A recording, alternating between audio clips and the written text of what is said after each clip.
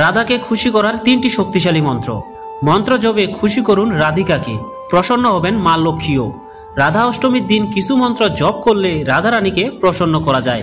এই দিন কোন কোন মন্ত্রগুলি জপ করলে কি কি ফল পাওয়া যায় আসুন জেনে নিই। 1. স্বরক্ষর রাধা মন্ত্র, শ্রী রাধাই সোয়াহা।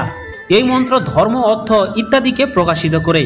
রাধা অষ্টমীতে 108 বার এই মন্ত্র জপ করলে রাধারানীর বিশেষ আশীর্বাদ পাওয়া যায়। 2. সপ্তাক্ষর রাধা মন্ত্র, ওম রিম রাধিকায় নমঃ এবং ওম রিম শ্রী রাধিকায় সোয়াহা। এই মন্ত্রটি হলো মা লক্ষ্মীকে লাভের জন্য বিশেষ মন্ত্র।